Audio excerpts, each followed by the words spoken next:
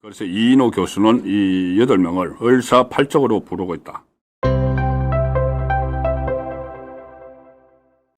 예, 먼저 아시아투데이 정치기사 심층 분석입니다. 사설, 아시아투데이 사설 먼저 소개를 드리겠습니다.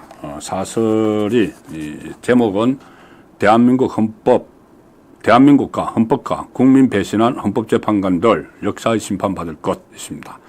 자, 보통 사설이라고 하면은 신문의 오피니언 면의 한쪽 끝에 이렇게 짧게 나오죠. 원고지 매수로 하면 불과 한 4장 이렇게 나오는데, 아시아투데이가 이 문제의 심각성을 또 알리기 위해서 아시아투데이 사설이 오늘 이 전면입니다. 전면 밑에 광고도 없는 전면으로 이렇게 아시아투데이가 사설을 실었습니다.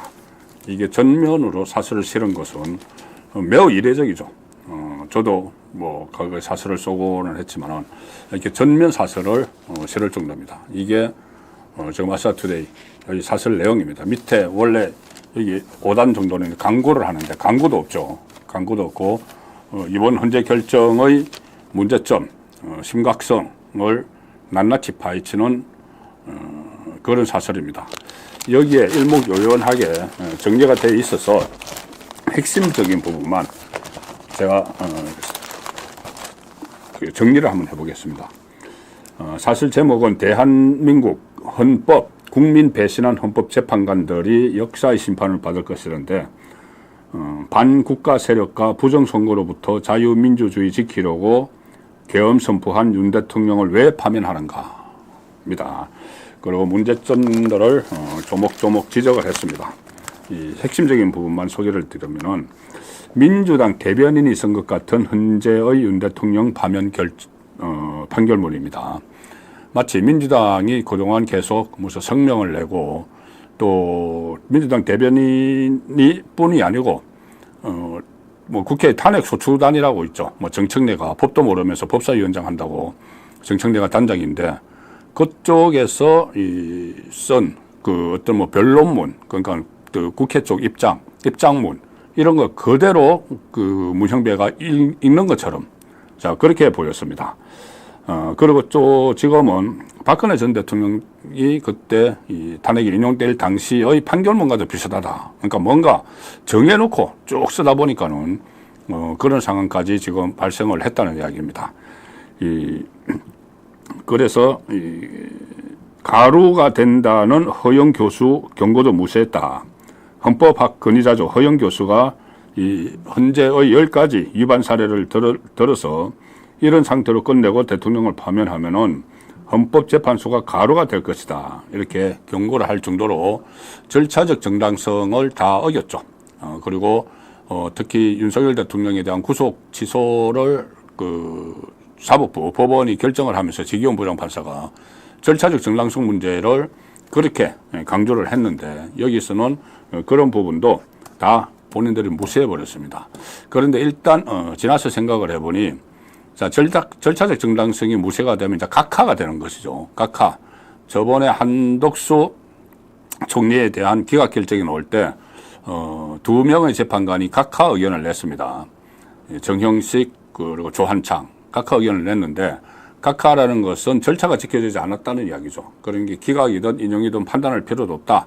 그래서 그때 각하 의견을 냈는데, 한덕수 총리에 대한 이 탄핵 탄핵 의결 자체가 이 의결 종족수 문제로 절차적 문제가 있다고 해서 각하 의견을 냈는데, 이번에도 헌재가 워낙 많은 절차적 정당성을 훼손을 했기 때문에 윤석열 대통령은 발언권을 제한을 한다든가 형법상 내란죄를 빼버렸다든가, 그래서 각하 의견이 나올 거라는 것을 저도 한 2명 정도는 예상을 했는데, 2명 정도는 나올 거라고, 바로 정형식과 조한창 정도가. 그런데 지금 생각해 보니까 각하를 하게 되면은 헌법재판소 재판관들이 자기들이 했던 일을 부정을 해야 됩니다. 자기들이 했던 일. 그러니까 사실상 형법상 내란죄를 빼준 것도 헌재에서 결정을 했죠. 그리고 문형배가 다 이 졸속 심리 같은 거, 변론 기회를 제한을 하고 발언 기회를 주지 않고, 이게 전부 다 문형배가 한 거죠. 그러니까 자기들이 자기를 부정을 해야 되니까는 이제 각하는 하지도 못한 상태에서 어쨌든 지금 들리는 말로는 원래 이 4대4까지 갔다가 그 다음에 이 김형두를 설득을 해서 넘기고 그 다음에 5대3을 만드는 상황에서 이 5대3에서 만약에 한 사람만 넘어가면 6대2가 되죠.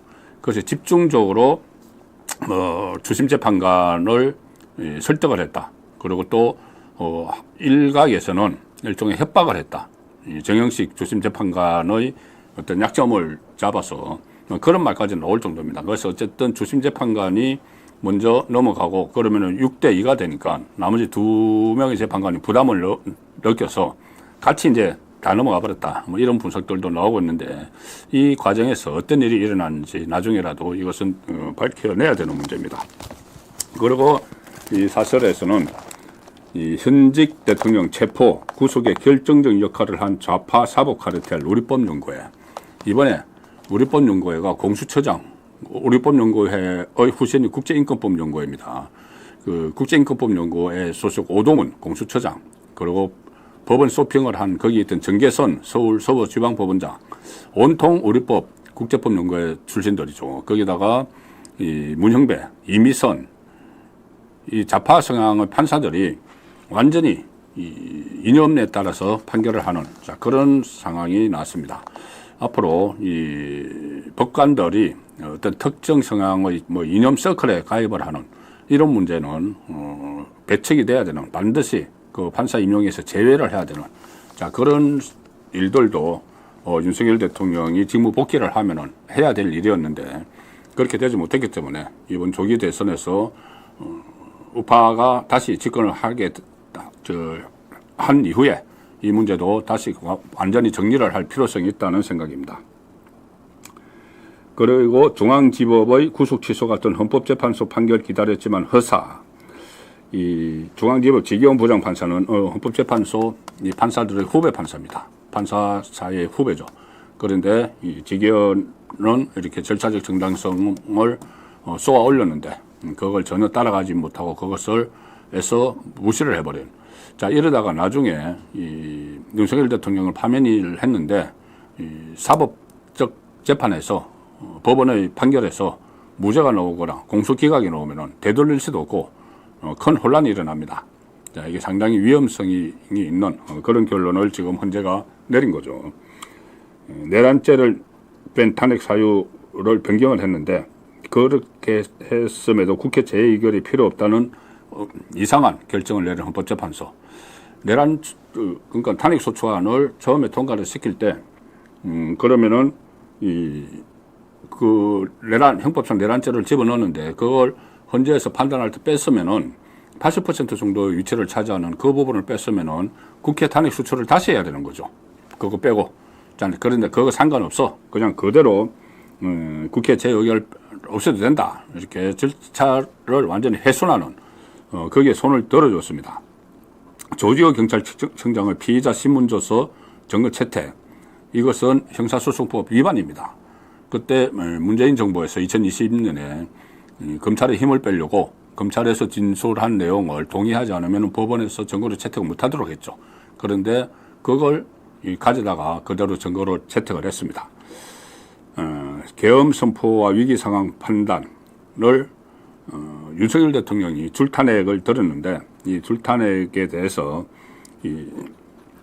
일종의 면죄부를 주는, 이재명에게 면죄부를 주는 그런 결과를 낳았고, 예산 사건 문제도 마찬가지입니다. 예산 사건.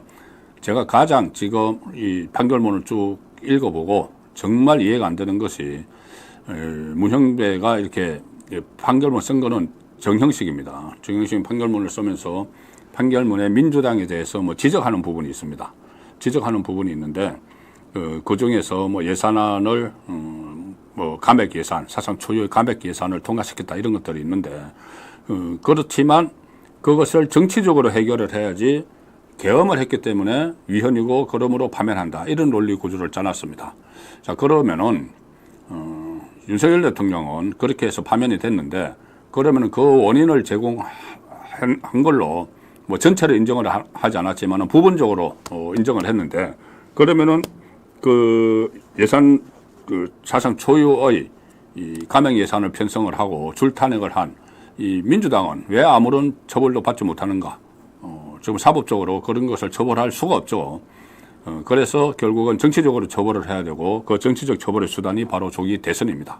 거기서 정치적 처벌이 가능한 것이죠. 민심에 의해서 가능한 길이 지금 하나 열려 있는 상황입니다.